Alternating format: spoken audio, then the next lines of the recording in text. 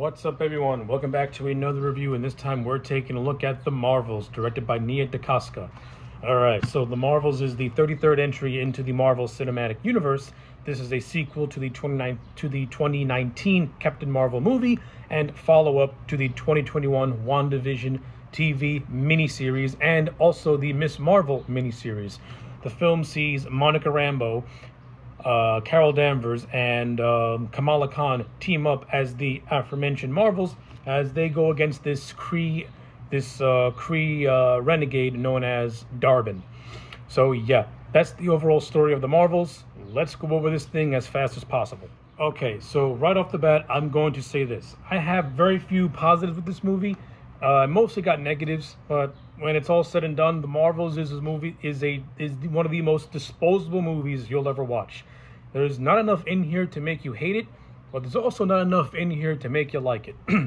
So let's get the positives out of the way first. In terms of acting-wise, the movie is fine. Brie Larson returns once again as Captain Marvel. Now, I found her insufferable in the first Captain Marvel movie, but in this one, she's okay. She's somewhat likable in the title role as Captain Marvel. I still don't like the Captain Marvel character. I still think Captain Marvel is overly powerful, and it's just a generic bucket of water. But at least Brie Larson is showing some signs of life while playing this role once again. It's still not great. I still don't think she's the right fit, but it is what it is. Iman Vellani as Ms Marvel. Listen, I wasn't a fan of the Ms Marvel TV show, but I do think Iman Vellani brings a lot of energy and brings a lot of charisma to the role. She's actually one of the few bright spots of this movie. Teyonah Parris reprises her role as Monica Rambeau from the WandaVision show. In the WandaVision show, Monica comes across as a complete dunderhead in trying to defend Wanda. In this movie, she's all right. She's nothing spectacular. She's nothing grand. If you watch the WandaVision TV show, she gets these powers towards the end, and now she's using said powers in this movie. So it is what it is. Performance-wise, she's okay. The movie did attempt to do a reunion scene between Monica and Carol, since if you watch the first movie, Carol's moral is like an unofficial aunt to the Monica character. The reunion falls flat. Like, I felt no emotion whatsoever. Mainly it's because I am just not attached to these characters and their storylines, and I just don't care. But like I said, that is what it is. That's just the fact that Captain Marvel is just not an interesting piece of the MCU. She's boring. I know I'm bleeding into negatives. I'm trying to stay positive. Okay. Performances from the three mains, they're okay. Nothing great, but okay. Supporting cast. The two actors who played Kamala Khan's parents, they were in the TV show. They come back here. I thought they're fine. I think the dad's hilarious. I like the scene where he's teaching an alien about 401ks and taxes. I thought that was pretty entertaining. I'll give it that. The mom, she's fine too. Nothing spectacular, but nothing bad either. Samuel L. Jackson once again reprises his role as Nick Fury. By this point, Samuel L. Jackson can sleepwalk his way through as Nick Fury. There's really nothing much to say about Nick Fury because he really doesn't do anything in this movie, to be honest with you. He just hangs out with Kamala Khan's parents, and then he devises a plan to litter a bunch of kitty cats in order to hide his crew while they're being hunted by the Kree. That's about it. Nick Fury is as inconsequential to this movie. You could have took Nick Fury out of this movie, and it would not have even bothered to even remotely change. Not only that, this movie doesn't even make any references to the Secret Invasion, at least that I'm aware of, that came out prior to this movie last year. So yeah, take that for what it is. Nick Fury doesn't do much in this movie. He just hangs out with Kamala Khan's parents and says stuff. That's about it. And that's basically all the positives I got. I mean, the direction by Nia DaCosta is fine. Production values are okay. Special effects, for a modern-day Marvel movie, they can range from being really good to just, what the hell is this PS1 nonsense? In this movie, they're fine, I guess. It's nothing all that bad, nothing all that great either. Long gone are the days of taking time to create really good special effects. Like, now comes the time where everything's all rushed. So you get what you get. You can clearly tell this movie was a victim of a lot of reshoots. And that's all. And because I'm going to get to those negatives really about now. So yeah, those positives are done. Let's get to the negatives. This movie is flat out boring. I'll say this.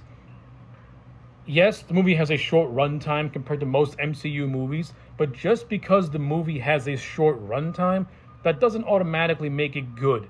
I mean, look, for example, the Godfather movies. Those movies are long. I mean, those movies are really long, but they're regarded as some of the greatest movies of all time. And those movies have a lot longer lengths. So I kind of like question the notion that just because a movie's longer, that doesn't automatically make it good or make it digestible. Because even short movies can seem like an eternity to end. And the Marvels, even though it has a short runtime, it felt like it takes an eternity to end, mainly because it just stretches out it just stretches out scenes where it's just not entertaining, and it's just boring. You have this one scene where the girls go to this singing planet, and it's completely and utterly stupid. I'm sorry. The whole singing planet section, it wore out its welcome really quickly. It's cringe. I don't like it. And it's hard for me to fathom that something like this is in a universe where Thanos wiped out half the entire population of the galaxy. This is comically bad. What has happened to the MCU? Now listen, the MCU is known for having cringy-like humor and stuff like that, but at least you can get a couple of chuckles out of me with some of the humor. This is not I'm not getting no chuckles. This is boring. This is dumb. This is stupid. The Singing Planet sucks. The overall villain's plot is straight out of Spaceballs. She's basically siphoning the atmosphere of different planets to give it to her planet. She's basically Emperor Scrooge from Spaceballs. And I'm actually not really shocked that the writers of this movie didn't make any reference to that. Goes to show you how creatively bankrupt they really are. You could have at least made a joke by someone saying, "Hey, didn't this happen in Spaceballs?" or something like that, just to throw a meta joke in there. It wouldn't have been funny, but it would have been nice to see a reference to a movie that this movie's plot is clearly stealing from. And not only that, the villain of Darwin, played by Zoe Ashton. I'm gonna say this: I understand that she's the wife of Tom Hiddleston, and it clearly shows that she was cast because of that notion, because she's not good. The character of Darwin is boring, bland. She's basically a less interesting version of Ronan. Marvel needs to stop with these overly sympathetic villains because it doesn't work. It worked with Thanos because Thanos had clear motivations and you knew what he was going for. It does not work with Killmonger because Killmonger's motivations are very confused. And what he does in Black Panther is also very confused. And how he gets to those points in Black Panther, to me, never made any sort of sense whatsoever. He doesn't come across as sympathetic. He comes across as a sociopath. In that case, Darwin's more like Killmonger. She's a sociopath. Now, she thinks that what she's doing is for a greater good, but she's really just a psychopath. And there's nothing really redeeming about her. And the whole thing of these space bracelets that was established in Ms Marvel, and it causes the three girls to swap from different location to different location all throughout the movie. Then you have this montage where they're trying to gel together as a unit with the whole swapping thing. I mean, that's just confusing and dumb. The movie tries to make it into a running gag, and it outwords its welcome really thin. Also, I mean, they use it during battles, and it's somewhat entertaining, but not that great. That's all I'm going to say about that. It's just okay. I mean, the action sequences in this movie as a whole are okay. They're nothing really all that memorable or anything all that great. That stupid cat Goose returns from that first movie, and I hated the cat then. I hated the cat now. I hate this stupid cat.